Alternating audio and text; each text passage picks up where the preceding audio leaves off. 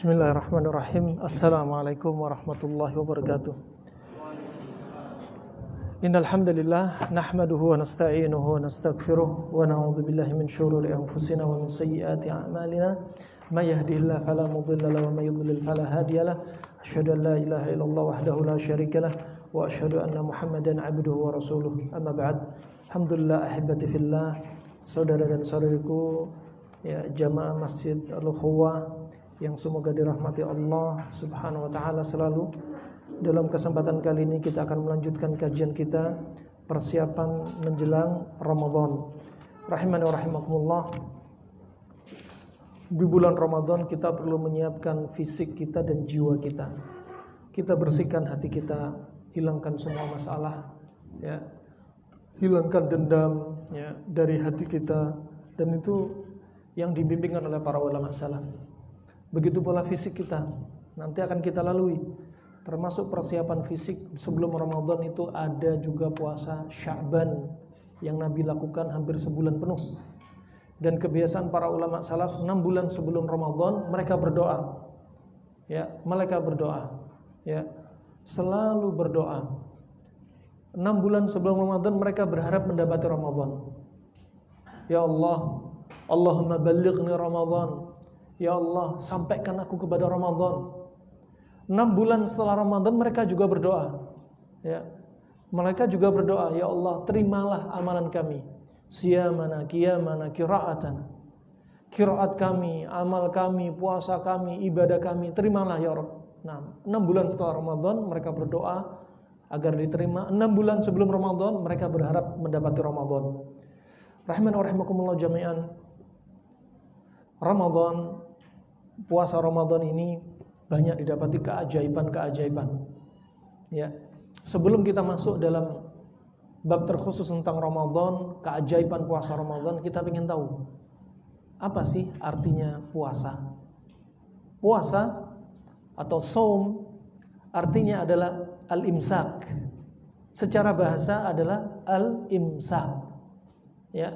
Al-imsak yaitu al-habs anin nafs, memenjarakan dirinya dia dari syahwat-syahwat dunia, dari wanita, dari makanan, dari minuman, dari ucapan-ucapan yang terkandung padanya ma'asi, dari perbuatan-perbuatan, baik perbuatan berupa perbuatan badan atau perbuatan maksiat hati.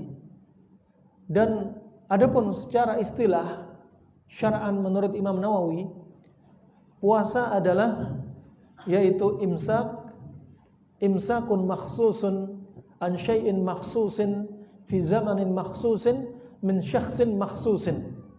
Ya, adalah menjaga atau menahan diri dengan cara tertentu pada zaman tertentu dan orang-orang tertentu. Ya.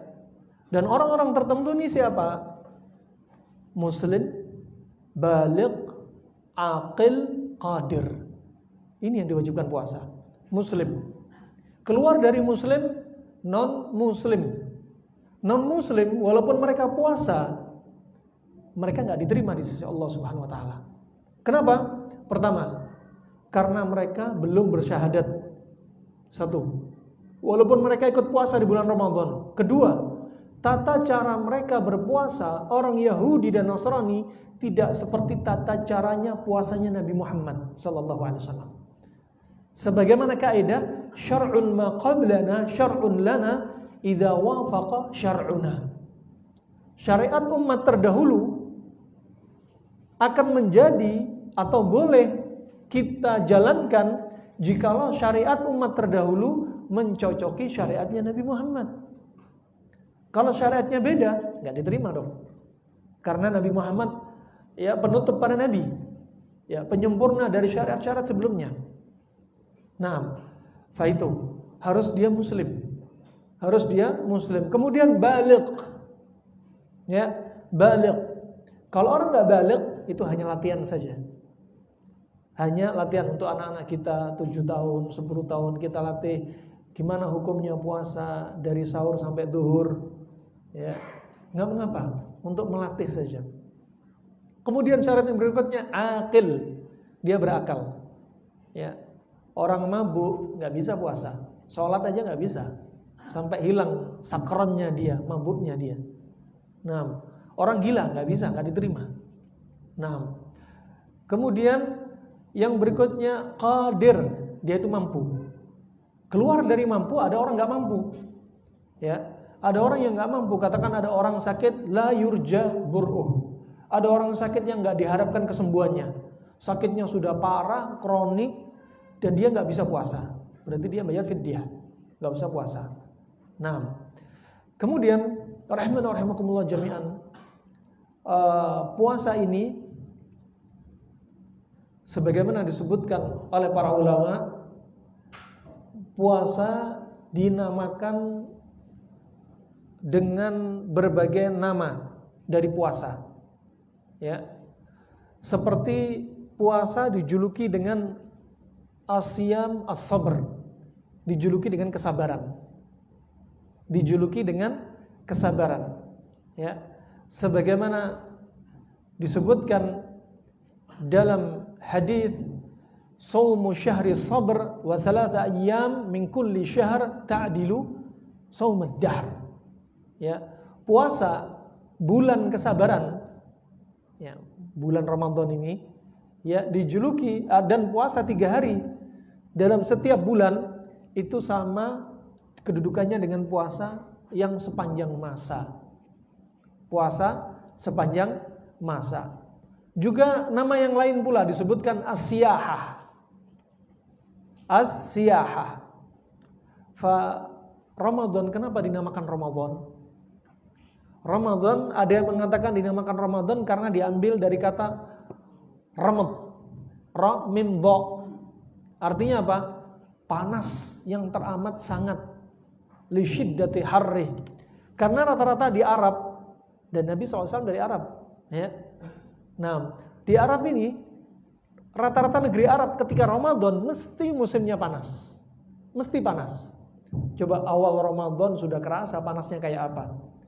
Kita dari Ramadan ke Ramadan, awal Ramadan mesti diguyur hujan. Sayangnya Allah sama kita. Ya, Allah tahu iman kita itu lembek. Ya. Dikasih yang sudah diguyur hujan, masih mengorbankan puasa, tetap cari kerjaan. Ya, kerjaan, dia pilih kerjaan yang sudah dijanjikan kalau mau kerja di bulan Ramadan gaji kamu naik. Ya. Jadi dia enggak puasa. Nah, yabi'u dinahum bi'aradin minad dunya. Mereka menjual agama mereka dengan sedikit dari dunia. Sudah diguyur hujan masih enggak puasa coba. Di negeri Arab subhanallah siangnya lebih panjang. Panasnya ketika Ramadan 50 derajat, 45 derajat. Nah, minuman esnya, segernya enggak seperti di Indonesia. Sudah diguyur hujan, minumannya ada es buah, ada asinan, Masya Allah seger semua. Sudah sana ala kadarnya, Masya Allah makanannya enggak banyak variasi. Fa ini rahimakumullah jami'an. Ada yang mengatakan Ramadan diambil dari kata ramda, yaitu syiddatul har, saking panasnya. Dan dinamakan Ramadan, ada yang mengatakan lirtimadhi an-nas fihi min haril ju' wa maqasati syiddatih. Karena Ramadan itu rata-rata panas dan banyak laparnya. Nah, dan juga ada mengatakan Ramadan, kenapa dinamakan Ramadan? Li'annahu yarmudu adz-dzunub, karena dia menghanguskan dosa-dosa. Menghanguskan dosa-dosa. Nah, rahimani wa rahimakumullah, kapan sih Ramadan ini, puasa Ramadan itu mulai diwajibkan? Puasa Ramadan sebelumnya tidak ada. Yang diwajibkan bagi umat Islam pertamanya adalah puasa, yaitu Asyura. Puasa hari Asyura. Itu yang pertama wajib. Sebelumnya tidak ada Ramadan. Ya, cuma Asyura saja. Sebagaimana disebutkan dalam Sahihain dari Aisyah dan Ibnu Umar. Nah, thumma faradallahu syahr Ramadan fasara siyam Asyura mustahabban. Ketika diwajibkan puasa Ramadan, puasa Asyura baru jadi sunnah. Nah, dan kapan pertama kali turun syariat puasa? Turun ya pada bulan Sya'ban tahun kedua Hijriah. Jadi Nabi ketika hijrah, ya, Nabi ketika hijrah ke Madinah umurnya berapa? Berapa berarti? 53 tahun. Nah, dan ketika umur 54-nya muncul syariat puasa Ramadan pada bulan Sya'ban. Pada bulan Sya'ban, dan Nabi SAW mendapati semua Ramadan, Nabi puasa 9 Ramadan sekaligus. Nabi SAW nggak pernah meninggalkan iktikaf selama Ramadan. Itu Nabi SAW. Dan rahimakumullah, Ramadan ini memiliki banyak manfaat, banyak rahasia, banyak hikmah. Nah, banyak hikmah. Kita akan bahas ayat dan hadis yang dibawakan Nabi SAW dari Ramadannya sampai nanti gimana sih sahurnya Nabi, gimana puasanya Nabi, gimana bukanya Nabi. Nah, itu yang harus kita telaah. Karena kalau kita dapat, kok ada ya orang puasa Ramadan tapi lisannya tambah tajam. Orang puasa Ramadan tapi ya tambah ghibah dan namimah.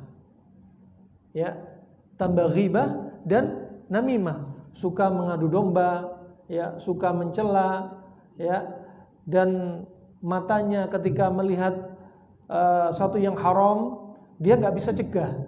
Ramadan kayak sama bukan Ramadan. Ramadan kayak bukan Ramadan, sama saja. Nah, maka ini perlu ditelaah. Padahal ketika Ramadan dia puasa. Padahal ketika Ramadan sholatnya, syariat sholat ditambah. Bukan rawatib saja, ada taraweh. Nah, bukan wajib saja, ada taraweh. Nah, makanya Nabi SAW, Allah berfirman, Inna salata tanha anil fahsya'i wal munkar. Sesungguhnya sholat itu mencegah seseorang dari apa? Perbuatan fuhush dan kemungkaran.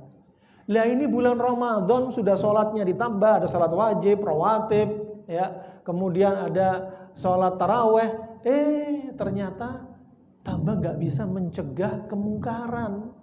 Berarti sholatnya perlu dievaluasi, Ramadannya, puasanya juga perlu dievaluasi.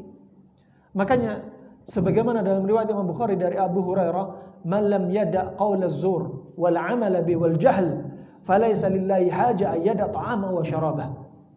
Ya, barang siapa enggak bisa meninggalkan ucapan-ucapan kedustaan, kebohongan, atau termasuk ghibah dan namimah, celaan, makian, dan dia beramal dengan amalan yang Ramadan seperti enggak kayak Ramadan. Perbuatan-perbuatan maksiat, kejahilan-kejahilan dari dia, ya, kejahilan dari amalan dia, ya, apa? Falaisa lillahi haja. Allah enggak ada keperluan sama dia. Yang dia hanya menahan lapar, dahaga, Allah enggak ada keperluan. Allah enggak membutuhkan orang yang puasa hanya nahan lapar dan dahaga. Tapi Allah butuh lebih dari itu, iman. Itu yang dimaukan. Fa ini rahimakumullah. Ini dari sisi agama. Adapun dari sisi dunia, tadi dari sisi rohani, adapun dari sisi jasmani. Puasa Ramadan perutnya tambah buncit. Puasa Ramadan pipinya tambah tembem. Puasa Ramadan, Masya Allah, bibinya naik 10-15 kilo. Nah, puasa Ramadan, ya, semua Masya Allah, anak istrinya seger-seger semua, sehat-sehat, yang badannya melar. Wah, ini kalau sehat masih oke-oke, ya, ya bisa jadi keberkahan badannya. Makanya perlu dievaluasi, pola makannya salah kali, ya. Ramadan puasa, Masya Allah, ketika buka puasa ajang balas dendam, ya. Nanti pokoknya ketika buka puasa, ana mau minum es campur 2 mangkok, sambosa 10, kurma 20, ya. Nanti pokoknya nasi kebuli dah nggak bisa tidak dah. Itu setelah maghrib. Setelah taraweh nanti makan kolak, ya. Setelah taraweh nanti ngaji di musola. Jam 12 kalau ngantuk, biar nggak ngantuk, ngopi sama gorengan. Nah, keluar dari Ramadan, ya Rabb. Nah, gemuk, sakit. Saya kok sakit mah ya? Kok kena GERD ya? Kok kolesterol naik ya? Nah, wah ini berarti ada yang perlu dikoreksi. Ya, perlu dikoreksi. Kebiasaan dia ada yang nggak beres.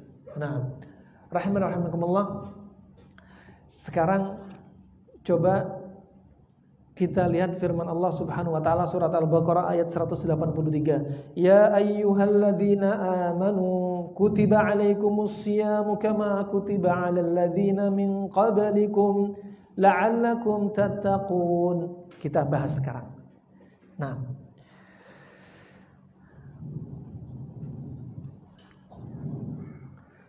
baik.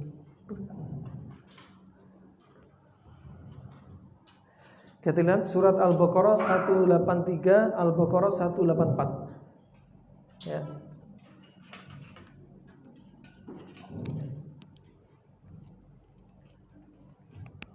Allah berfirman, yang pertama, ya, firman Allah,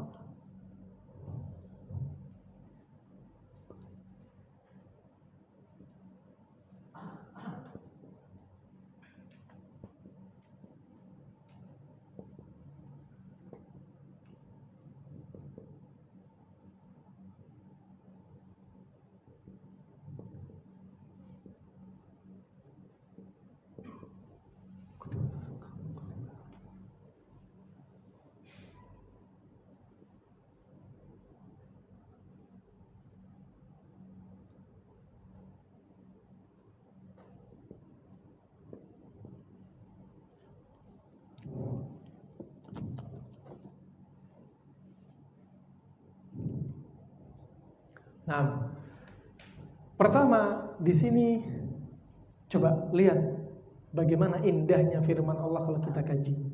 Allah berfirman apa? Ya ayyuhalladzina amanu.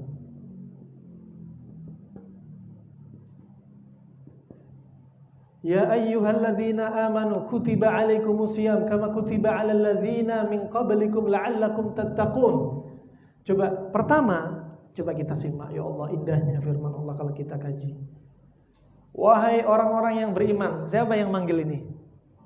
Allah. Kita ini dicipta sama Allah, kita ini makhluk yang hina. Dicipta sama penciptanya, Sang Khalik. Dan Sang Khalik memanggil makhluknya, ya ayyuhalladzina amanu. Antum enggak dipanggil ya ayyuhal kaslan, wahai para pemalas, enggak kan? Ya. Enggak. Wahai para pembuat maksiat, enggak kan? Tapi Allah menunjukkan sempurnanya muamalahnya Allah dengan hambanya. Coba, wahai orang-orang yang beriman, coba asyiknya bagaimana Allah memanggil hambanya dengan panggilan yang indah. Ya, ini Allah manggil makhluknya. Ya, kadang suami saking benci sama istrinya, dipanggil istrinya dengan panggilan yang jelek. Cerewet. Nah, ini Allah, ini yang nyipta makhluknya, panggil yang indah. Biar antum mesra sama istri, panggil yang baik dong. My sweetie, my honey, gitu kan. Panggil yang indah. Ini Allah, bagaimana muamalahnya Allah dengan makhluknya. Ya ayyuhalladzina amanu, kutiba, telah diwajibkan atas kalian puasa. Berarti wajib. Kama kutiba 'alal ladzina min qablikum, sebagaimana telah diwajibkan atas umat sebelum kalian. La'allakum, semoga kalian tattaqun.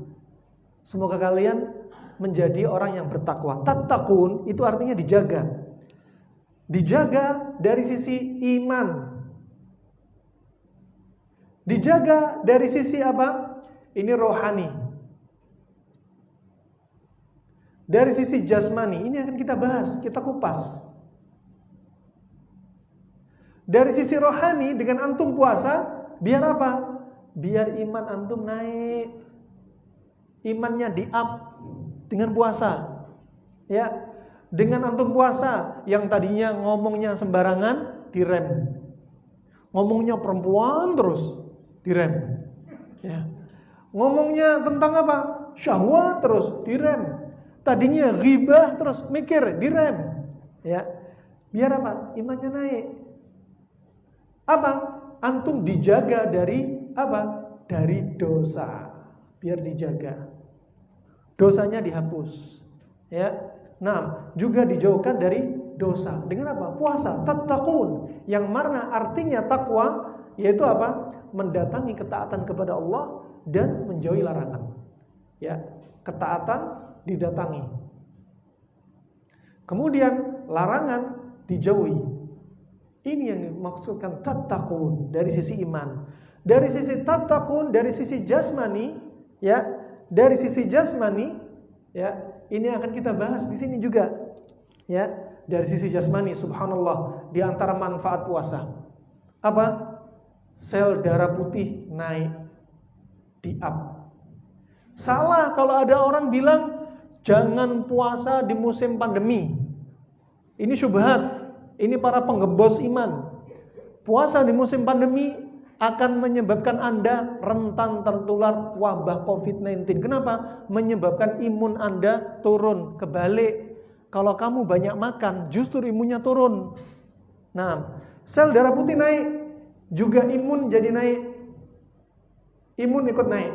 Disebutkan oleh para ahli, ya, medis, ahli laborat, orang yang puasa 3 hari berturut-turut menyebabkan sel darah putih dan imun naik. Itu kelebihannya. Ya. Nanti kita akan bahas puasa Ramadan, puasa Ayyamul Bid, puasa Senin Kamis, kita bahas puasa Sya'ban. Nah, terus kemudian di antara manfaat puasa apa? Sel tua, sel yang sudah tua dibunuh, dibuang, diganti sel muda. Masya Allah. Ya, sel tua dibuang diganti sel muda. Makanya resep puasa, resep awet muda. Tapi ingat, kita puasa bukan untuk mencari hikmah. Kita puasa karena perintah dari Allah dan Rasulnya. Hikmah hanya mengikuti. Jangan sampai ibadah karena cari hikmah. Saya puasa biar saya sehat. Bukan. Saya puasa karena menjalankan perintah Allah. Adapun sehat hanya mengikuti. Nah, itu kaidah. Ya. Kemudian di antara manfaat puasa, sel tumor, sel kanker dibunuh. Coba. Di saat puasa ada mekanisme dikenal dengan autofagi.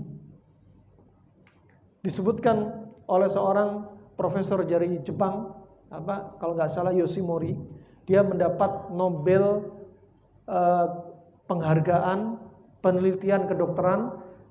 Dia ini non muslim, bahas manfaat puasa. Di antara manfaatnya autofagi. Dengan autofagi ini sel-sel tua dibuang, diganti sel muda. Nah, Masya Allah, wah ini manfaatnya. Kapan autofagi ini berhenti? Ketika kita buka puasa. Dari sahur sampai buka puasa 12 jam, 14 jam, berarti ada autofagi. Coba kalau 11 bulan gak pernah puasa, autofagi berarti gak ada. Ya. Makanya banyak orang kena tumor, kena kanker. Banyak kasus penyakit, proses penuaan dini. Kenapa? Jarang membiasakan dirinya dengan puasa. Demikian rahimakumullah. Untuk masalah iman, hatinya dinaikkan imannya. Kalau hati baik, yaitu jantung. Kalau jantung baik, maka fisik akan baik. Sebagaimana hadis Nabi SAW, "Idza salahat hadhil mudghah", kalau hati atau jantung ini baik, salaha jasadu kullu, maka semua jasmani akan ikut baik. Wa idza fasadat hadhil mudghah, fasada jasadu kullu. Kalau hati atau jantung ini rusak, maka jasmani akan rusak. Demikian rahmanakumullah jami'an. Ini perlu kita tadabburi, ya, perlu kita tadabburi. Kutiba alaikumusiyam kama kutiba alal ladzina min qablikum la'allakum tattaqun. Antum lihat, ya. Kita lihat rukun Islam ada berapa? 5. Yang pertama dengan apa? Syahadat. Syahadat itu gampang, hanya dengan ucapan.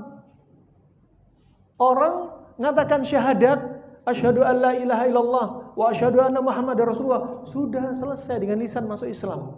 Ketika ada kisah Usama bin Zaid, ketika dalam satu peperangan dia melihat beberapa sahabat terbunuh oleh seorang kafir.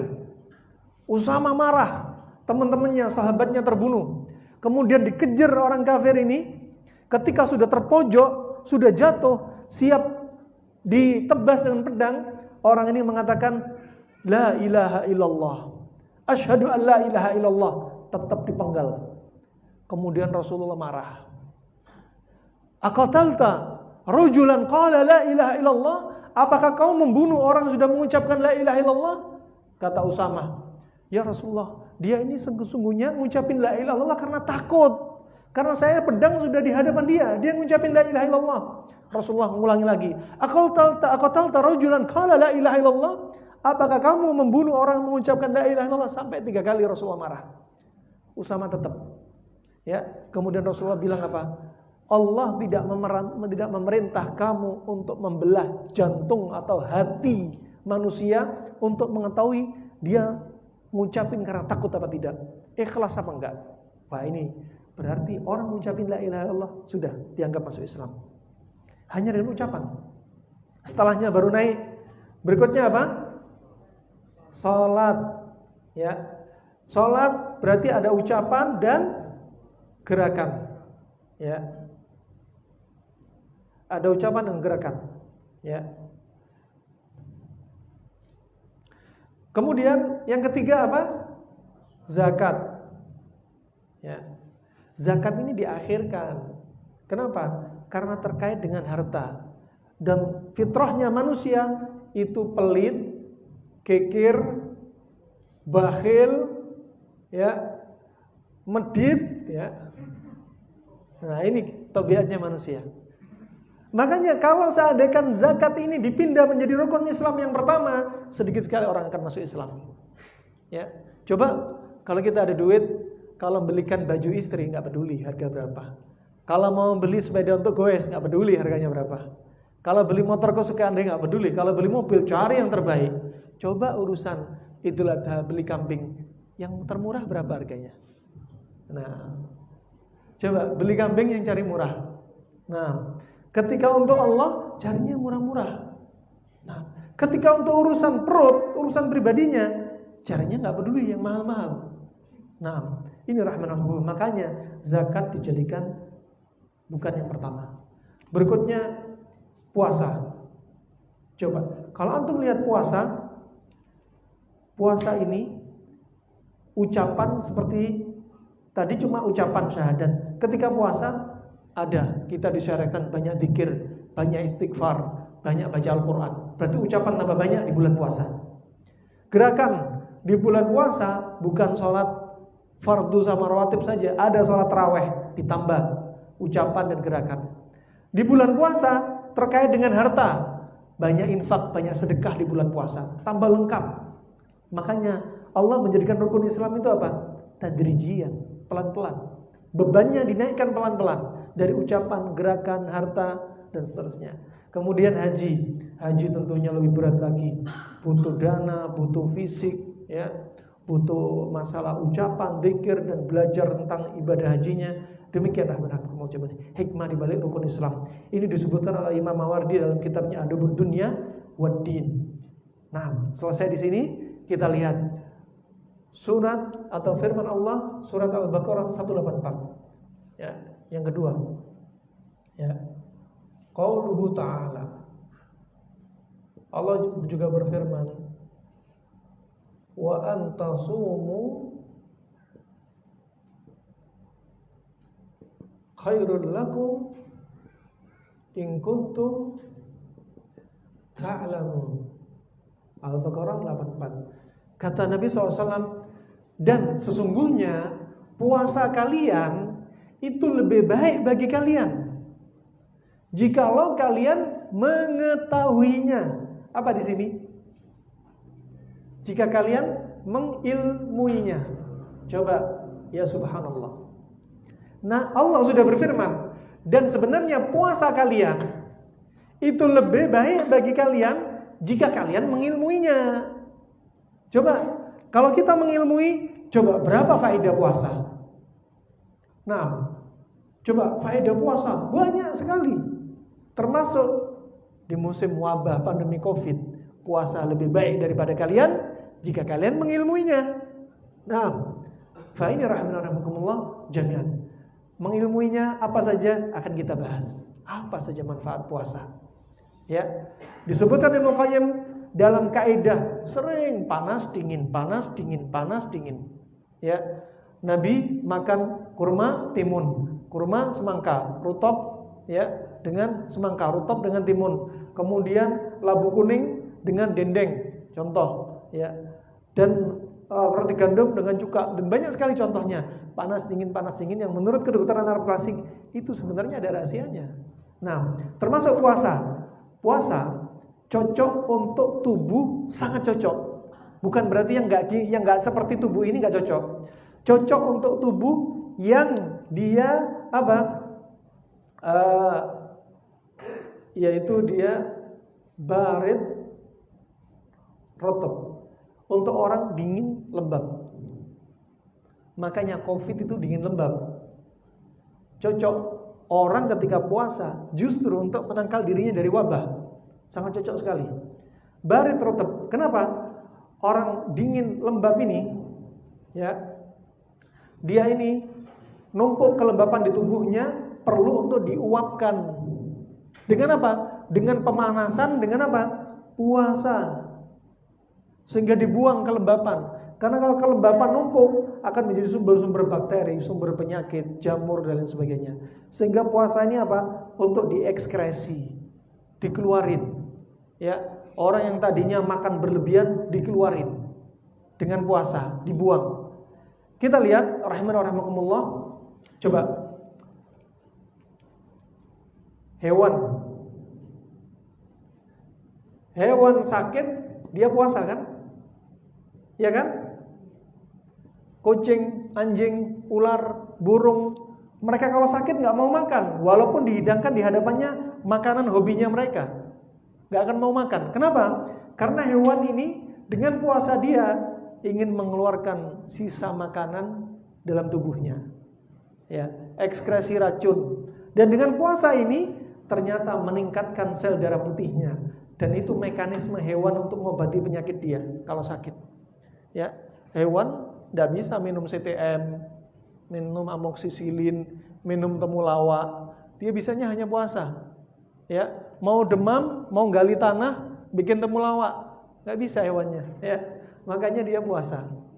Kemudian Nabi SAW juga bersabda, ini untuk hewan. Kalau manusia sakit, ya, ini hewan sakit. Kalau manusia sakit, apa wasiat Nabi dari hadis riwayat Tirmidzi disahihkan Syekh Albani? Kata Nabi SAW, la tukrihu ya mardhakum bit'am wala syarab. Kata Nabi apa? Jangan paksa orang yang sakit di antara kalian dengan makanan dan minuman. Ini untuk manusia. Hewan juga coba. Kenapa? Kalau orang sakit lidahnya pahit enggak? Pahit. Kalau orang sakit nafsu makan enggak? Enggak. Kalau orang sakit kadang demam ya. Itu semua mekanisme dia. Kalau orang sakit kenapa lidahnya pahit? Biar enggak ada makanan masuk. Biar makanan yang ada dibersihkan dulu. Melalui keringat dia, diare dia, pipis dia. Ya, permisi. Untuk apa dibersihkan? Nah, kemudian gak nafsu makan juga untuk dibersihkan. Makanya kalau ada orang gak nafsu makan, jangan dipaksa. Ya, istrinya sakit, Dek, aku sudah belikan makanan jauh-jauh ini pakai Grab misalkan. Masa kamu gak mau makanan? Gak mau makanan yang aku beliin? Mahal loh ini ya. Jangan. Ya, anaknya sakit, nak, makan nak. Kalau kamu gak makan tambah sakit. Itu mekanisme dia. Ya, tubuh dia. Ya, makanya di sini juga bimbingan Nabi SAW, ya, berikutnya dalilnya juga bimbingan Nabi SAW sebagaimana hadis Ummu Salamah yang pernah kita lewati, ya, ketika dihidangkan daging kadal Arab. Nabi tanya, daging apa ini? Daging kadal Arab. Kemudian Nabi nggak mau makan, ya, berarti kalau makanan nggak disuka, Nabi nggak makan. Ya, Nabi nggak mau makan. Ini termasuk petunjuk. Kata Ibnu Qayyim, ini termasuk kaidah ilmu kedokteran yang agung. Kalau Anda nggak suka makanan, jangan dipaksa makan.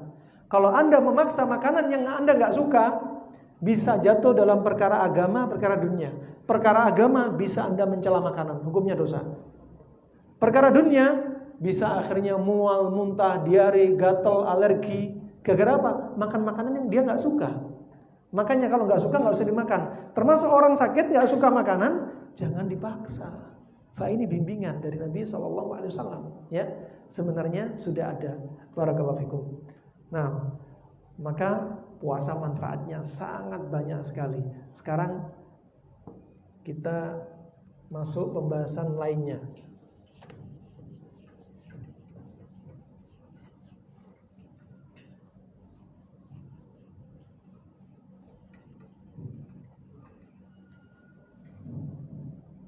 Baik. Sekarang ada puasa wajib.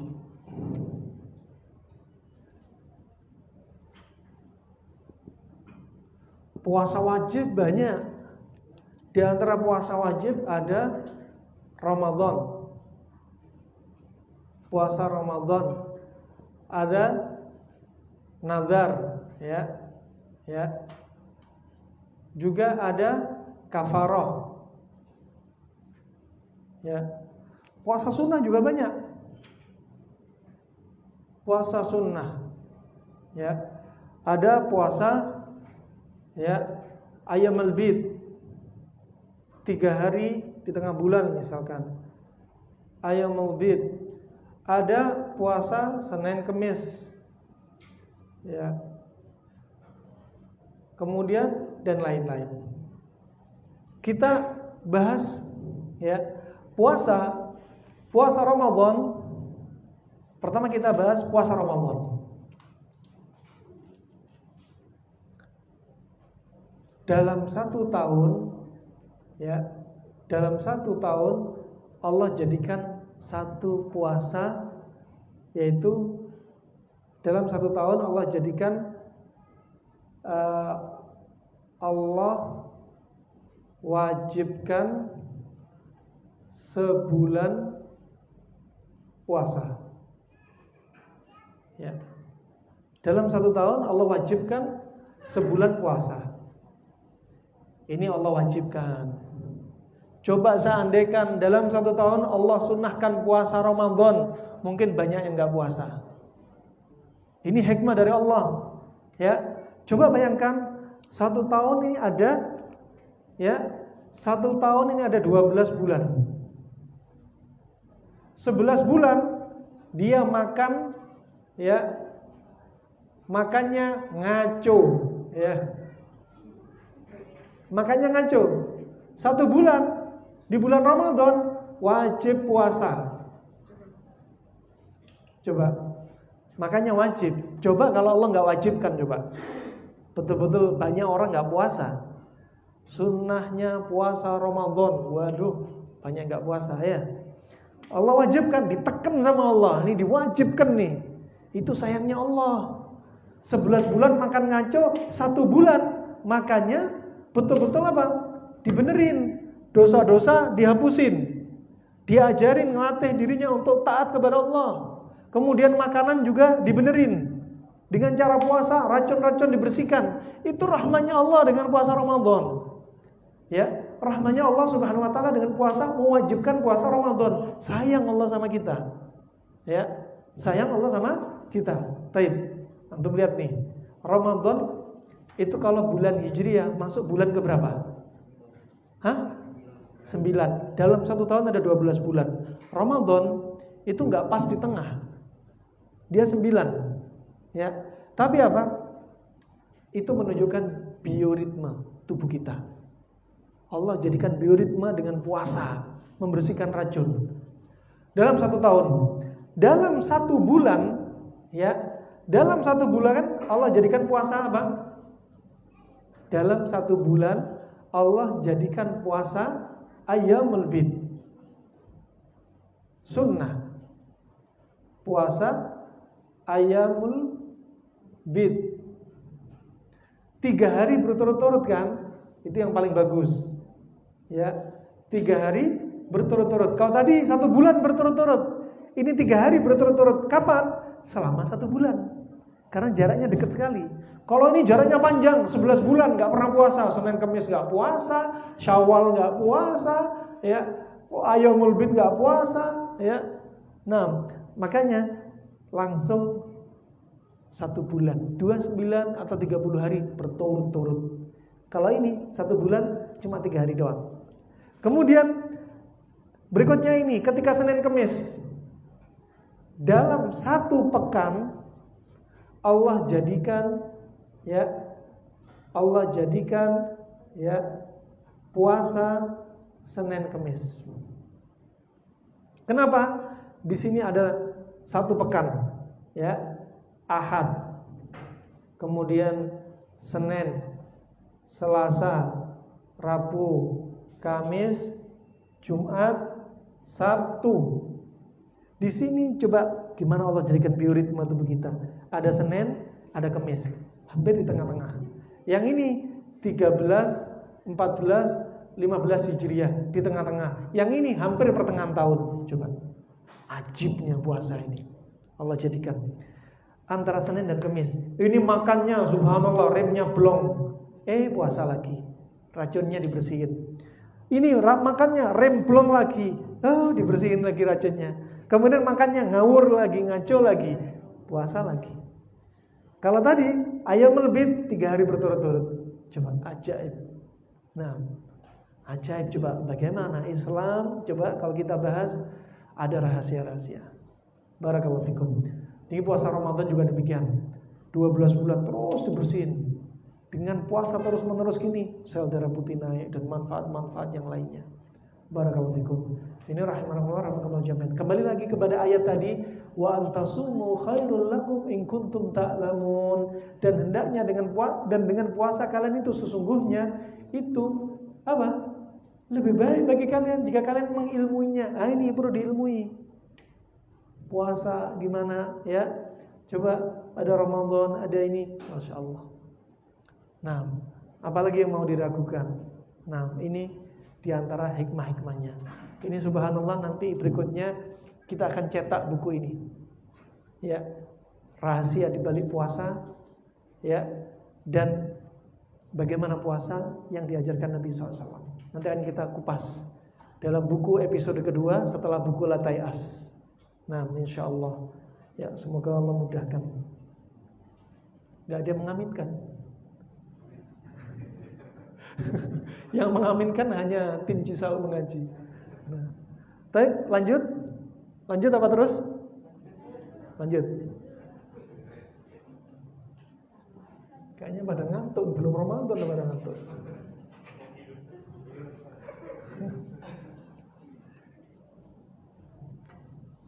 Nanti bulan Ramadan katanya tim Cisau, insya Allah kajian tetap seperti biasanya. Cuma bedanya kita nggak boleh ngopi.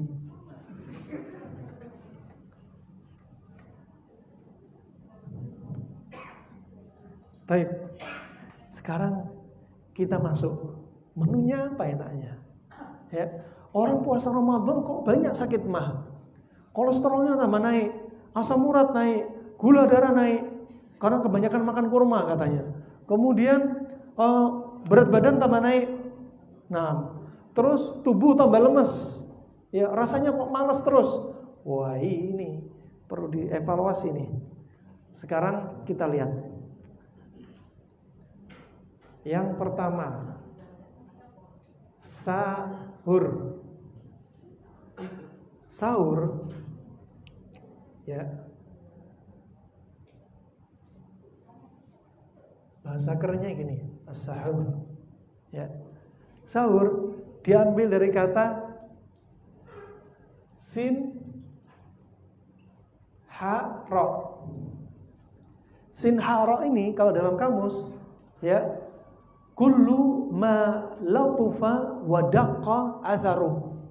Segala sesuatu yang lembut dan pengaruhnya itu sangat apa? Sangat enggak bisa kerasa. Seperti apa? Nabi bersabda, inna lil bayani la sihr. Sesungguhnya pada penjelasan apa yang saya sampaikan misalkan itu adalah sihir. Ana jelasin ke antum, oh iya ya, itu sihir, seperti sihir. Kenapa? Gak kerasa antum sedang tersihir oleh ucapan ana. Tidur. Hipnotis terus tidur dia. Nah, ini rahmatullah seperti itu. Dan sihir rata-rata terjadi ketika waktu sahur. Dan sihir terjadi ketika waktu sahur. Nah, sahur rahmatullah itu termasuk sunnah muakkadah. Sunnah muakkadah. Ya. Nabi SAW bersabda, ya, hadis Nabi sallallahu alaihi wasallam, ya, kata beliau, tasahharu fa inna fis sahuri barakah. Ya. Kata Nabi apa? Sahurlah kalian, karena pada sahur itu ada padanya keberkahan. Biar antum puasanya sehat, sahur. Ya, biar puasanya sehat, sahur. Itu penting. Sahurnya juga pilih dong, sahur menu yang sehat. Nah, barokah, namanya barokah adalah dawamu al khair wa thubutuh. Itu penting dicatat ya ikhwah. Antum ngomong berkah biar dapat berkah. Apa sih berkah? Itu loh anaknya Bapak Bulan yang siap dinador gitu ya. Berkah artinya apa? Ya, thubutul khair wa dawamu. Kebaikan yang terus nempel dan terus menerus. Kebaikan pada antum. Antum taat kepada Allah, terus ditambah kebaikan pada antum. Ya. Nah, makan uang riba enggak berkah. Lihat, orang makan uang riba, Masya Allah, kelihatannya kaya raya. Umur 50 tahun cuci ginjal, umur 50 tahun harus pasang ring jantung. Ini namanya enggak berkah. Nah, ya, berkah. Nyumber terus, kebaikan terus ngalir. Itu namanya berkah. Thubutul khair wa luzum. Ya. Ya. Sahurlah kalian karena pada sahur ada keberkahan, makanya sahur. Ya. Dan sunnahnya sahur itu apa? Diakhirkan. Kalau orang di Indonesia bagian timur, daerah Sulawesi, ya, daerah Maluku, mereka itu sahurnya 1:30 malam. Ya. Sahurnya 1:30 malam. Jadi habis itu salat subuh, udah nggak makan terus sampai maghrib. Ini apa? Menyelisih sunnah. Makanya nggak berkah, timbul penyakit. Nah, makanya biar berkah puasa kita, sahur. Dan sahur sunnahnya diakhirkan. Disebutkan dalam riwayat, sahurnya Nabi kapan? Kira-kira baca 50 ayat pendek-pendek. Ya. Jangan jam 2:30, jam 3 sahur. Jam 3 sahur, ya, ronde pertama. 3:30 sahur, ronde kedua. Jam 4 sahur, ronde ketiga. 5 menit sebelum adzan, ronde keempat. Nah, ini sahahir ini, bukan sahur. Nah, demikian alhamdulillah sahur, ya, diakhirkan. Dan termasuk apa? Sahur itu menyelisihi orang Yahudi dan Nasrani. Orang Yahudi dan Nasrani kalau puasa nggak pakai sahur, nggak ada sahur-sahuran. Ya, pokoknya niat puasa menurut mereka kemudian langsung buka, ada bukanya. Bukanya pun, ya, mengakhirkan waktu buka kapan? Ketika muncul bintang di langit, hampir mendatangi Isya. Itu orang Yahudi, orang Syiah seperti demikian. Kalau Nabi apa? Ya, la zalu ummati bil khair ma'ajjalu al-fitr. Senantiasa umatku dalam kebaikan selama dia menyegerakan buka puasa. Ya. Ini kita ngomong sahur dulu. Ini hadits Nabi sallallahu alaihi wasallam. Ya, tasahharu fa inna bis sahuri barakah. Penting sahur.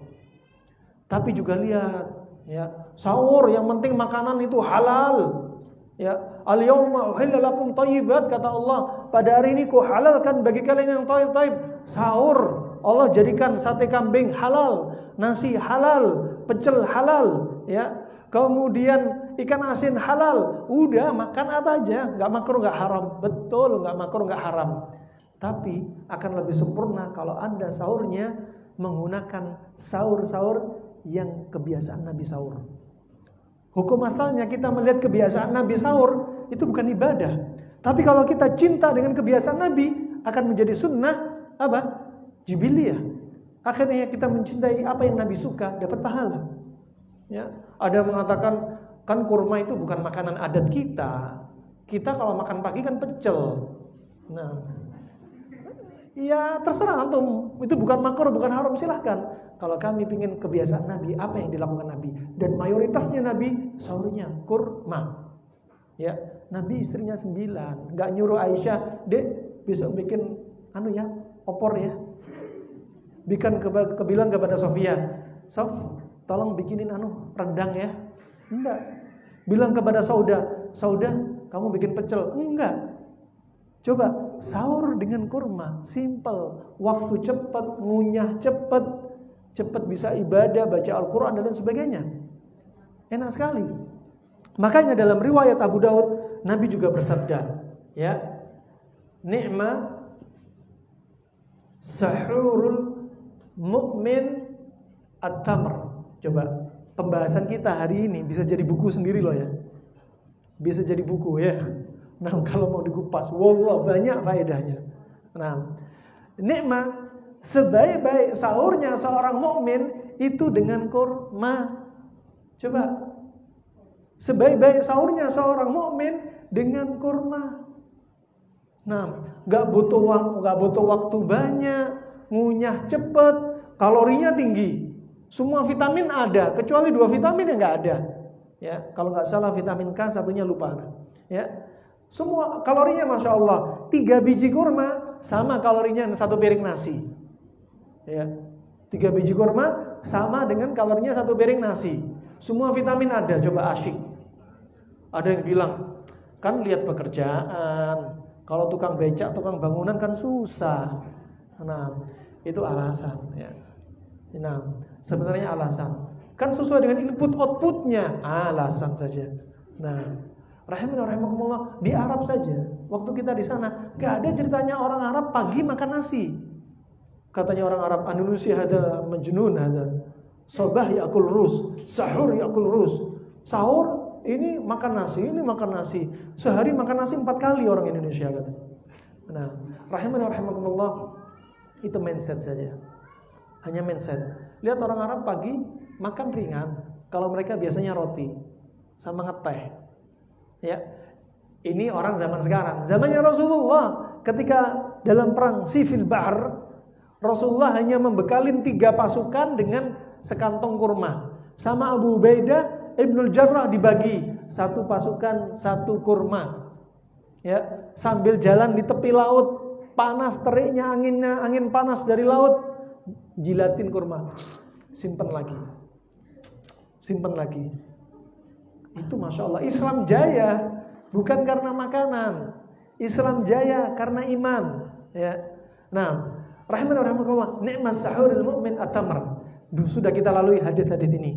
Berikutnya, kalau kita pagi makan kurma, cocok sekali ya sahur dengan tamr. Cocok sekali dengan apa? Jadwal detox. Sesuai jadwal detox, jadwal cuci racun.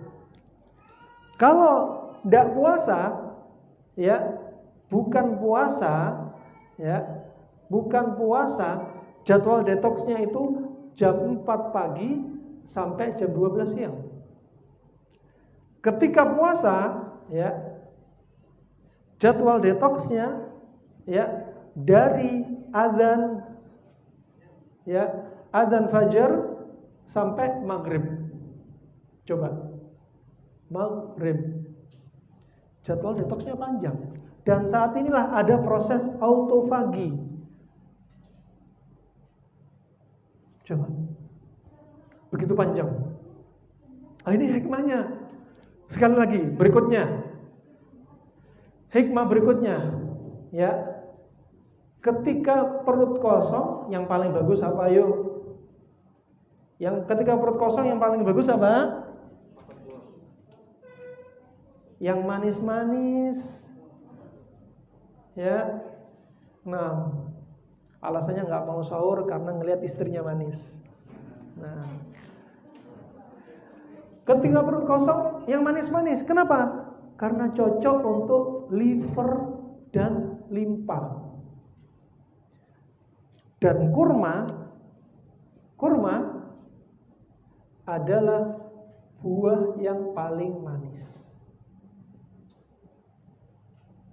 Jangan bilang sunnahnya sahur dan buka pakai manis-manis. Ini salah paham, gagal paham. Orang sesat biasanya karena gagal paham. Ya. Kata Ibnu Qayyim, sebab kesesatan ada dua, gagal paham sama niat yang buruk dalam menjalankan agama. Ya. Dan ini liver dan limpa paling cocok ketika perut kosong, yang manis-manis. Makanya sahur jangan pakai pecel. Ya. Sahur apa? Sahurnya pakai misalkan yang masem-masem, jeruk nipis sama air hangat karena perutnya gendut. Kan jeruk nipis untuk meluluhlantakkan lemak katanya. Iya, 1 minggu 2 minggu gak apa-apa. Kalau terus-menerus liver dan limpa akan kena. Bisa dipahami? Nah, sahur Masya Allah pakai cabenya banyak. Ya, pakai cabenya 30 biji, 30 buah biji itu. Cabai diulek, makan tempe, cabai, nasi. Masya Allah. Sahur. Nah, gak heran kalau sakit mah. Ya. Coba liver limpa. Ini sepakat dokter klasik Cina, dokter klasik Arab, dokter klasik Yunan sepakat. Yang manis-manis. Makanya Rasulullah coba pilihnya kurma. Kan kurma makanan khas orang Arab. Ya terserah, antum mau khas gak khas terserah. Kita lagi bahas hikmahnya. Dan ulama khilaf, apakah buka dengan kurma masuk sunnah atau bukan masuk sunnah? Khilaf. Ada yang mengatakan sunnah, ada yang mengatakan bukan. Kalau ana pribadi mengatakan lebih condong berpendapat sunnah. Nah, kalau antum nggak bisa ninggalin nasi, habis makan nasi untuk menjalankan sunnah, tetap harus ada kurma. Dan kurma nggak harus makan kurma ganjil. Untuk mengatakan bilangan ganjil itu sunnah butuh dalil. Dalam riwayat Imam Bukhari, Nabi makan kurma ganjil. Dalam riwayat yang lainnya, Nabi makan gak ganjil, genap. Berarti kan gak bisa dikatakan sunnah. Nabi pernah makan genap, pernah makan ganjil. Untuk mengatakan ganjil kan butuh dalil khusus. Ternyata Nabi melakukan ini dan itu. Ya, disebutkan Nabi ketika buka apa? Dengan rutobat. Rutobat itu apa? Kurma basah bilangan jamak. Kata Imam Bukhari, aqallu jama' itsnain. Minimal dikatakan jamak itu 2, kata Imam Bukhari. Nah, maka kata Syekh Ibnu Utsaimin untuk mengatakan kurma buka atau sahur dengan bilangan ganjil itu enggak bisa dikatakan sunnah bilangan ganjil. Ini kata Syekh Ibnu Utsaimin rahimahullah. Bisa dipahami? Ini kurma sifatnya panas. Untuk lebih sempurnanya antum cari pasangannya. Kurma dengan timun, kurma semangka, kurma melon, kurma pepaya dan lain sebagainya. Silahkan ya. Nah, ini contoh rahimahullah kurma. Dan kurma subhanallah dicerna di liver, di metabolisme hanya 10 menit doang. Jadi apa? 10 menit dicerna di liver, setelah itu disebar ke seluruh tubuh dan bisa bertahan sampai sahur. Masya Allah. Coba antum bayangkan kalau antum ya seandainya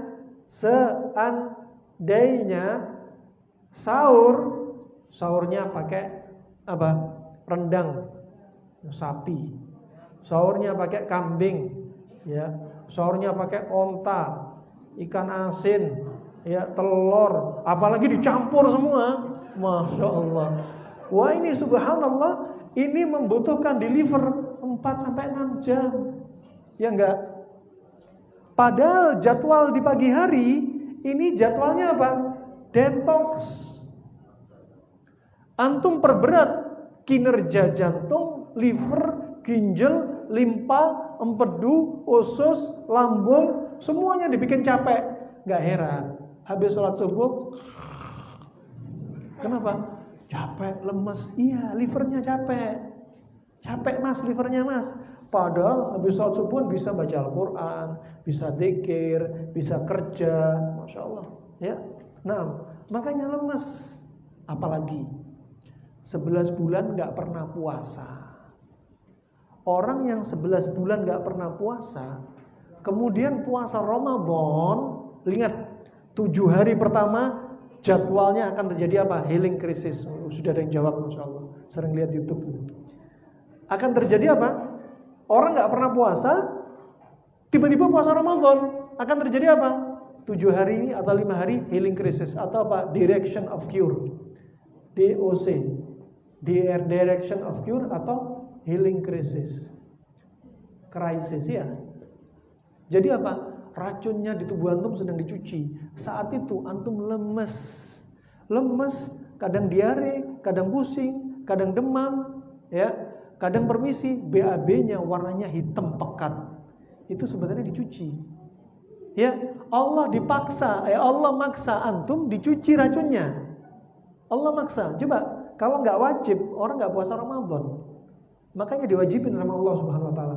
Ini terjadi yang krisis. Makanya Rasulullah sebelum puasa Ramadan, Rasulullah hampir, kata Aisyah, 1 bulan penuh hampir puasa di bulan Sya'ban. Puasa apa? Senin Kemis, Ayyamul Bid, puasa Daud dipenuhi.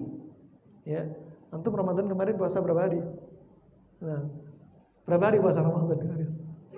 Nah, puasa Sya'ban berapa hari? Ada yang puasa Senin Kemis? Takut riak katanya. Ya. Tapi puasa Sya'ban, wah itu diperbanyak sama Rasulullah, hampir penuh 1 bulan. Wajib. Ya. Nah, oleh karena itu rahmatullah, ketika masuk Ramadan, antum sudah nggak ada proses DOC healing crisis lagi, sudah adaptasi, jalan lurus, lempang-lempang aja. Nah, ini rahmatullah, hikmah. Sebaliknya kalau orang Yahudi dan Nasrani, mereka nggak sahur. Kalau nggak sahur berarti apa? Meninggalkan keberkahan. Kalau nggak berkah, apa efeknya orang nggak sahur? Orang kalau nggak sahur, padahal tubuh ini sedang apa? Sedang proses autofagi, sedang proses detox. Akhirnya apa kalau nggak sahur? Akhirnya apa? Akan terjadi seperti kasus atrofi. Atrofi apa? Otot. Kenapa? Karena proses detox akan mengambil apa? Mengambil tenaga dari protein yang di mana? Di otot. Sehingga apa? Ototnya letoy, loyo, kecil. Coba. Kenapa? Karena nggak sahur. Coba. Belum ada yang bahas kan? Makanya nih kalau jadi buku ini, Masya Allah. Kemarin sebelum Ramadan mau ngejar target, tapi nggak kekejar-kejar. Ya. Nah, karena yang nulis touring ini kelayapan. Nah, barakallahu fiik. Bisa dipahami? Coba ajaibnya coba, Masya Allah. Kalau kita mau gali ilmu Allah dan Rasulnya, wallah faedahnya banyak. Nah, baik. Ini kita ngomong sahur. Ini bertahap terus ketika sahur sampai maghrib. Baru sekarang kita ngomong ketika buka puasa. Ya, kita bahas tentang buka puasa.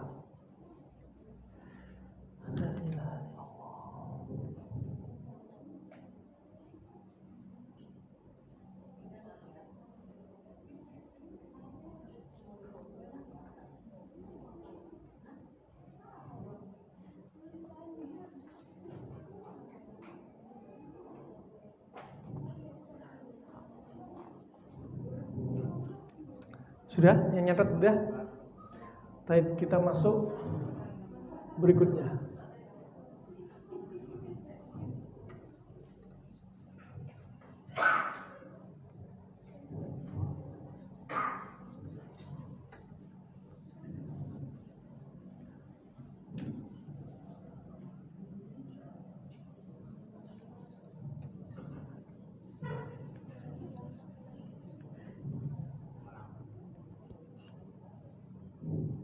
Yang kedua, kita masuk buka puasa.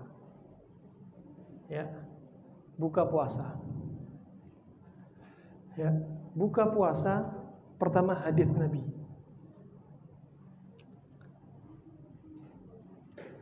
Hadis Nabi. Kata Nabi sallallahu alaihi wasallam, la tazalu ummati bi khairin ma ajjalu al-fitr. Senantiasa umatku dalam keadaan kebaikan. Namanya dalam keadaan kebaikan, dalam keadaan keberkahan. Baik terus. Selama kapan?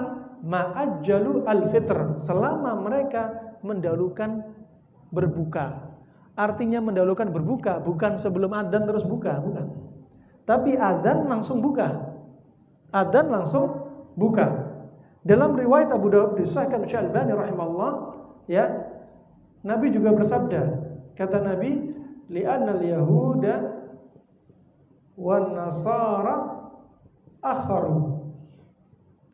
Karena orang Yahudi, sesungguhnya Yahudi dan Nasara, mereka mengakhirkan waktu buka. Kapan? Ketika bintang muncul, termasuk orang Syiah.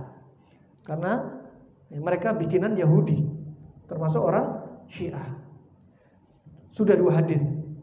Ya, di sini anjuran untuk segera berbuka. Sebagian ulama atau ahli kedokteran menyebutkan, kenapa menyegerakan berbuka? Karena kalau kita kelamaan puasanya, nanti membahayakan juga tubuh kita. Ya, kecuali di daerah kutub, itu puasanya panjang misalkan. Ya, mereka daerah yang dingin. Ya, sehingga enggak banyak kalori yang terbakar dan Allah jadikan kondisinya beda-beda, Masya Allah. Nah, dan kemudian hadits Nabi yang lainnya terkait dengan menu bukanya. Apa menu bukanya? Coba dari Ibnu Abbas, dari Aisyah, dari Anas bin Malik, bahwasanya Nabi SAW kana yuftiru, ya, kana yuftiru birrotobat, ya, kana yuftiru, ya, kana yuftiru bi ar-rotobat. Nabi buka dengan kurma rutab. Ini bisa 2, bisa 3. Buka dengan kurma rutab. Ya, kalau nggak dapat kurma rutab, dengan kurma kering, tamar. Kalau nggak dapat kurma kering, dengan hasawatin min ma, dari beberapa teguk air. Ya, coba di antara hikmahnya, doa ketika buka puasa apa? Dhahabat dhama'u wabtalatil uruq wa thabatal ajru insyaallah. Telah hilang rasa dahaga, wabtalatil uruq, dan telah basah ini kerongkongan. Kenapa? Karena bukanya dengan rutobat pula, kurma basah. Ya, kadang dengan air, ya, dikit dengan air, ya. Kemudian kalau nggak ada rutob, nggak ada kurma kering, baru dengan air. Kenapa rahimakumullah? Pertama, ketika perut kosong yang paling bagus apa?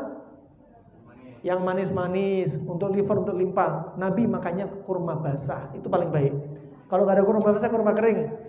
Kalau nggak ada, baru dengan air. Itu pun berapa teguk air? Bukan air 1 liter keluar dari freezer, kuluk. Keliru. Kenapa rahimahullah?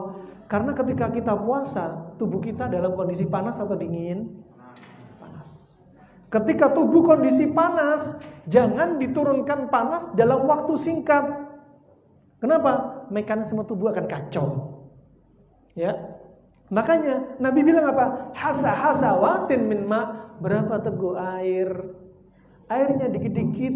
Nabi kalau minum juga 3 kali, gak langsung dihabisin semua air, berdiri lagi minumnya.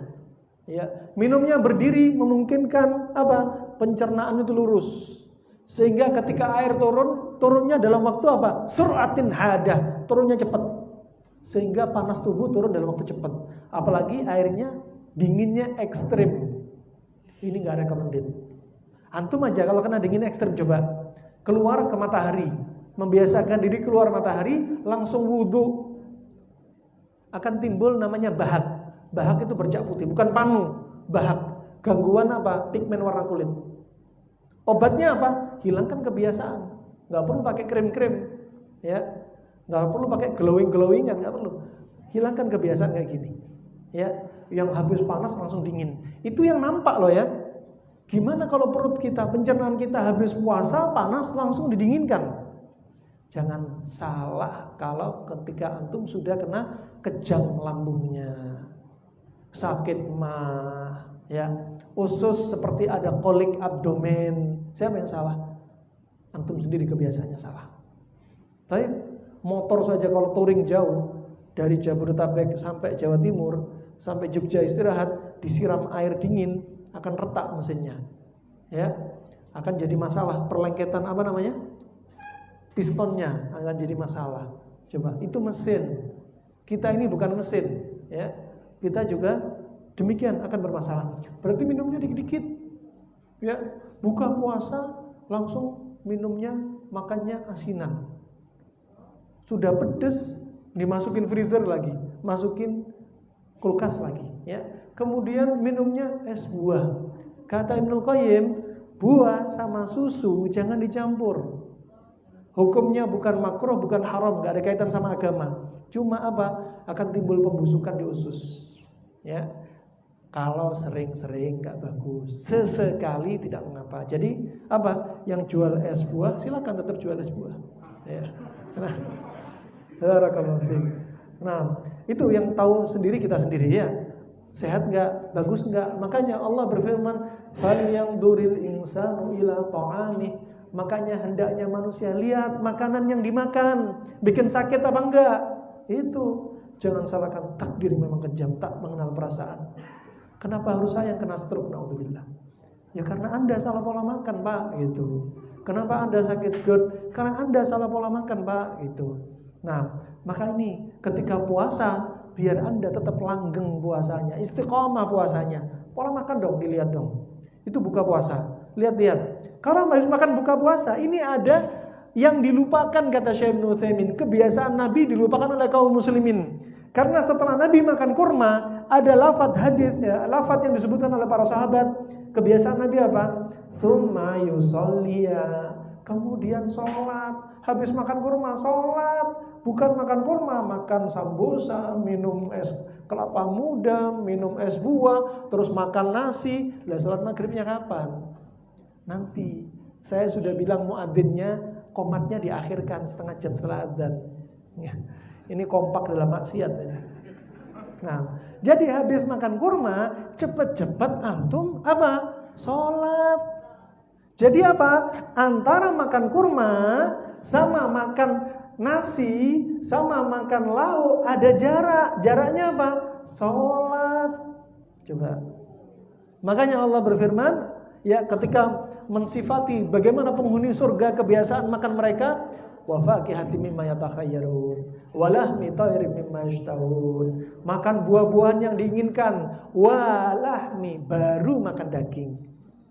Huruf waw di situ memberikan jarak, makan buah sama daging dikasih jarak. Ingat, ini bukan sunnah. Karena ulama juga mengatakan ini seperti Imam Khattabi bukan dalil untuk dikatakan sunnah. Kita lepas dari sunnah, tapi kita membahas dari ilmu kesehatan demikian. Ilmu kedokteran demikian. Kata Ibnu Qayyim, kalau daging dimakan, buah dimakan sama daging akan menimbulkan apa? Al-ufunah, pembusukan di dalam usus. Buah sama susu, buah sama daging, jangan dicampur, dikasih jarak. Coba, makanya habis makan kurma, sholat dulu. Kenapa? Kurma ini di lambung dihancurin dulu dengan pepsin sama HCl-nya, ya. Nah, setelah itu, setelah makan kurma dicerna berapa menit tadi? 10 menit, Masya Allah. Antum makan kurma 10 menit, jangan lupa. Sambil makan juga antum di situ ada apa? Doa mustajabah. Ketika adzan antum sambil makan, kemudian doa kebaikan. Selain ada doa buka puasa, ada waktu mustajab di situ. Antum berdoa saat itu. Ya, kemudian apa? Makan kurma tadi tujuannya apa? 10 menit dicerna. Setelah dicerna, deliver di metabolisme deliver, disebarkan kalorinya. Jadi sholat maghrib sudah seger. Coba buka puasa kebuli, buka puasa opor ayam, buka puasa sate kambing, ya. Sholat, aduh lama sekali imamnya ini sholat. Udah malas ini, ya Allah. Bentar lagi udah ronde kedua mau makan. Tadi ronde pertama, ronde kedua. Kenapa? Lemes, livernya bikin capek. Sudah 12 jam, 14 jam nyuci racun, sudah sahurnya nggak bener, dibikin capek, bukanya dibikin capek lagi. Nah, jadi lemes, maghrib lemes. Pulang masih makan lagi, ronde kedua, ya. Terus taraweh, lemes lagi, ya. Sepanjang sholat ngantuk, malas. Kenapa? Lemes sudah pembawaannya, ya. Belum lagi setelah taraweh melek matanya untuk makan lagi ronde ketiga. Yo, Nah, puasa makan terus ya. Nah, demikian. Jadi itu rahimakumullah. Ingat sebagaimana jadwal organ yang sudah kita bahas dalam buku Latai Asy-Syifa'u Qarib. Ingat ya, kalau jadwal detox untuk puasa, ya, ketika puasa kita dari apa? Dari sahur sampai buka itu detox. Dan proses apa tadi? Autofagi. Nah, kemudian maghrib, ya, maghrib sampai isya antum siap cerna berat. Adapun ketika awal maghrib makan kurma, pemanasan dulu dengan makanan yang manis-manis, cocok untuk liver dan limpa. Makanya ketika buka puasa jangan minum minuman yang masem-masem, yang pedes-pedes, cari yang manis-manis. Biar apa? Awet lambung, liver antum juga nggak sakit. Kemudian jam 20 atau jam 21 malam ke atas, ya, kurangi. Anak bilang nggak ngelarang ya, kurangi makan nyemil. Ingat, bukan haram, bukan makruh. Anak bilang kurangi biar orang nggak salah paham. Wah, diharomin, dimakruhin.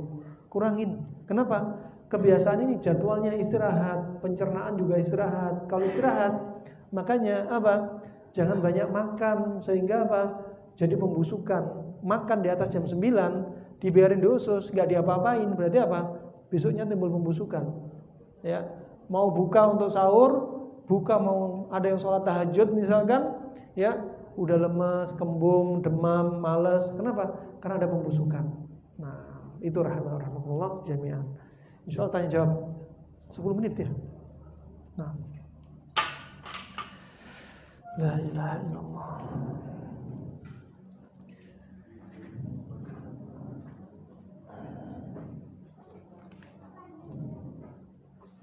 Kalau ada yang mencatat, minta tolong Pak Fauzan.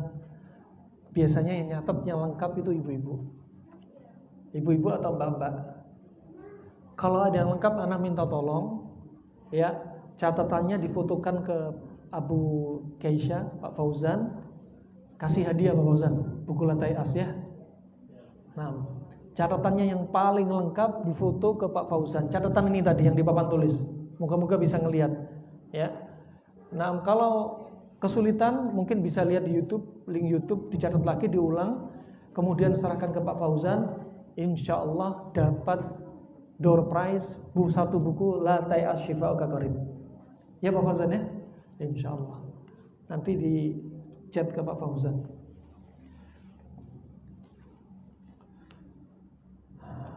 Apakah sama fungsi timun sebagai makanan dingin, tapi dengan cara diserut, dimasukkan ke es, ya. Nah, kalau tanya hukum boleh-boleh aja. Tapi timun ini kalau mau menjadi pendingin jangan dikasih gula, ya, jangan dikasih gula. Dan paling bagus hindarkan es. Kalau mau serut aja, kasih air. Tapi makannya jangan langsung makan. Habis makan langsung minum serut es, berarti kan itu banyak airnya, ya. Satu. Kalau bikin serutnya kasih jarak, misalkan setengah jam kemudian, ya. Kemudian es nggak bagus. Kalau sesekali kita katakan boleh-boleh. Kalau jadi rutinitas nggak bagus. Kenapa? Menghambat proses metabolisme. Dihambat metabolisme antum. Kedua, antum lihat, biasa ibu-ibu tahu kalau habis nyuci, subhanallah kadang minyak itu dibuang di saluran pembuangan. Habis buang minyak, terus buang es. Apa yang terjadi kira-kira? Beku kan, warna kuning kan? Coba bayangkan, kalau antum habis makan, katakan makan bakso, minum es, itu lemak semua itu. Kemudian dikasih es, gimana jadinya saluran pencernaan coba? Nah, paling bagus air biasa. Ya, kalau sering minum es nanti lambung antum sering kejang, usus sering kejang. Es itu hanya menghibur di mulut saja. Ya. Di dalam apa? Membikin parah pencernaan. Karena setelah dikasih pendingin yang betul-betul dingin, pencernaan berusaha memanaskan berapa kali lipat sehingga cepat capek. Nah, es hanya menghibur saja, barakallahu fiik. Mending ditinggalin. Ya, serut timun biasa, Tapi kalau banyak airnya, berarti jangan langsung setelah makan atau jangan sedang makan. Oh, Masya Allah, ini sudah ada yang ketik pertanyaannya. Assalamualaikum warahmatullahi wabarakatuh. Bagaimana hukumnya jika anak ingin bekerja perusahaan e-commerce atau ojek online yang di dalamnya ada ribawi seperti GoPay, OVO, ShopeePay? Ini sudah dibahas oleh para asatidzah Ahlussunnah wal Jamaah. Seperti OVO, boleh pakai OVO asal tidak mengambil promonya. Yang biasanya 12.000 dia pakai ambil yang 8.000. Ini yang jadi masalah. Ya. Mereka yang lebih paham di bidangnya, ya, masalah muamalah seperti Ustadz Amin Nur Bait, ya, dan ustadz-ustadz yang lainnya sudah membahas seperti ini. Ya. Kemudian Ustadz, kalau kita kesiangan bangun sahur, lagi makan terus adzan, apakah dihabiskan? Kalau minuman itu misalkan sedang di tangan, minum aja langsung. Ya, itu seperti yang disampaikan Syekh Muqbil rahimallahu taala, juga Syekh Albani rahimallahu taala. Yang jadi masalah adzan, ya, masih belum ke dapur, belum siap, ya, masih nyempet-nyempeti makan lagi, wah ini jadi masalah. Ya, ini enggak boleh. Nah, baik. Kalau minum takut keselak, nggak apa, namanya keselak ya minumnya dikit. Ketika makan takut keselak dia minum gimana? Minum aja, bukan setelah adzan ya. Ketika sahur atau buka misalkan, nggak mengapa. Kita nggak bicara masalah makruh atau haram ya, dari sisi pengobatan klasik yang disebutkan Ibnu Qayyim saja. Namanya untuk keselak atau tersedak minumnya dikit aja. Kemudian sebaiknya kan dikasih jarak antara makan dan minum. Bagaimana kalau kita sahur? Nah, ini pertanyaan bagus. Ya, untuk mengakhirkan gimana? Ya, mengakhirkannya semisal nggak usah lama-lama. Misalkan makan kurma, ya, makan kurma katakan sekarang subuhnya kita katakan enaknya 3:30. Antuna sahur katakan jam 4:15, ya. Kemudian sebelum adzan 1 menit 2 menit bisa minum, ya. Misalkan disisati seperti itu, 1/4 jam setelah makan kurma kemudian minum, ya. Nah, kita katakan jangan bilang sunnah ya, memberikan jarak, karena kita nggak bahas sunnah tapi dari sisi pengobatan Arab klasik.